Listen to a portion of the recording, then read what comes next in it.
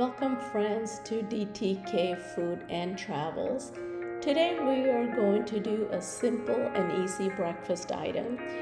Most of the prep can be done the night before so that way everything can be simple in the morning. We're going to make it using poha or rice flakes. What we're using is the red rice flakes. We're using 2 cups. You want to go ahead and measure out 2 cups or however many you're planning to use and put it in a colander and just set it aside. We're not going to rinse it or wash it or do anything right now. We're just going to go ahead and set it aside for now.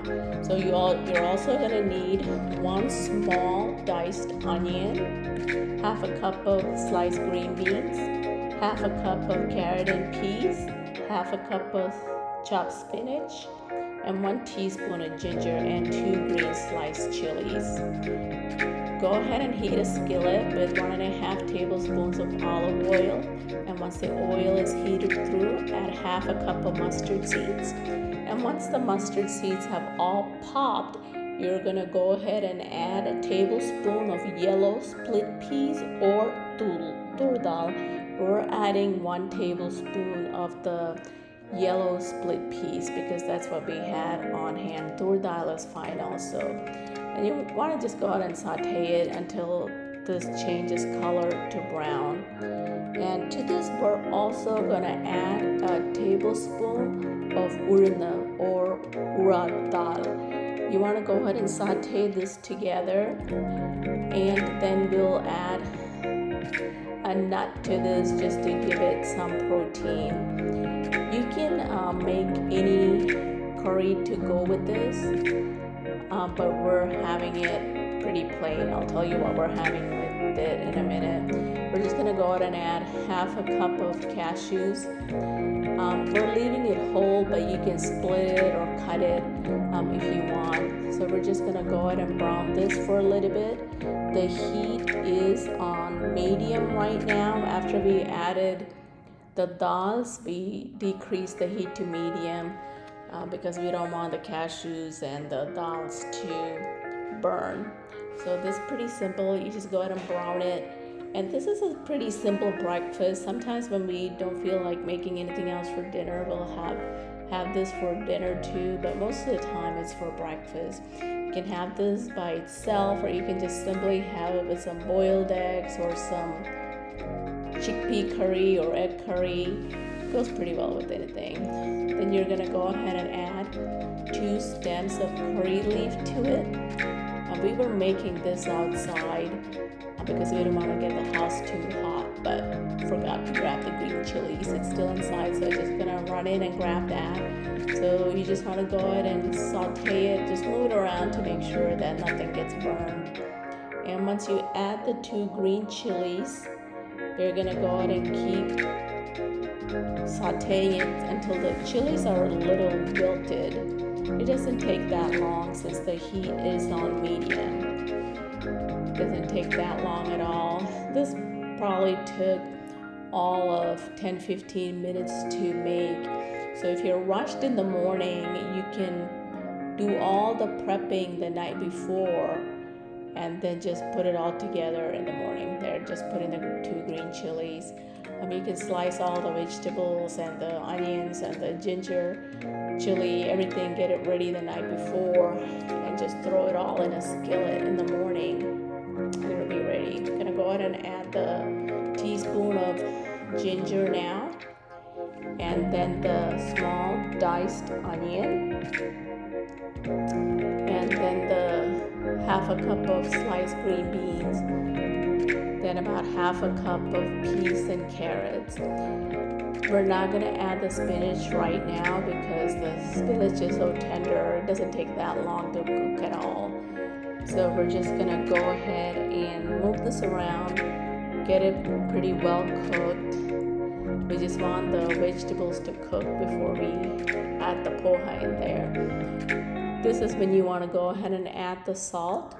We're gonna add 1 teaspoon, and that's plenty for the amount of vegetables and the rice flakes we're using. But of course, it's to your preference, so salt to taste. You want to go ahead and mix it to combine. Make sure the salt is well dispersed in there. You just want to go ahead and keep sauteing the vegetables. So after you add the salt, you want to go ahead and increase the heat to high. You can increase the heat to high after you add the vegetables. We just lowered it since we had to go back inside and get the green chilies. You can cook this on high, but just make sure you keep stirring it. So while the vegetables are sauteing, you want to go ahead and just rinse the poha. You don't want to soak it, you just want to rinse it. You just want to get a little bit of water on there because you don't want it to be so dry when you put it into the skillet. But you definitely don't want to soak it because it'll be too drenched. That's not the consistency you would want. So next we're going to add 3 tablespoons of grated coconut. We're adding 3 tablespoons because that's plenty for, like I said, for the amount of poha and the vegetables we're using. 3 tablespoons is perfect. But if you feel like you want more, you can definitely add a little more coconut. It's not going to hurt anything. Or you can even add less if you're not a coconut person.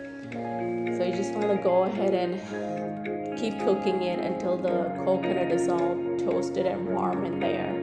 And the heat is still on high. And we're gonna go ahead and add the poha here in a little bit because the vegetables are almost all cooked through.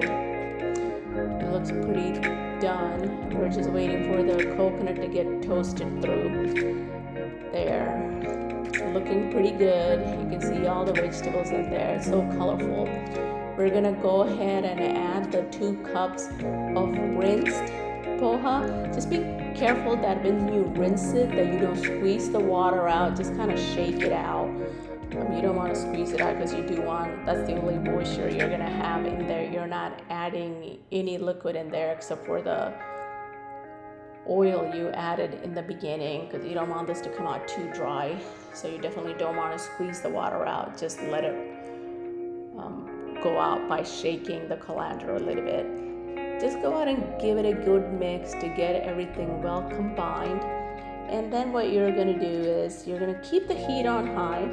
After you mix it all together, then we're going to go ahead and add the spinach in a minute when it's almost cooked. So right before we add the spinach, we're going to give it a taste to see if it's enough salt.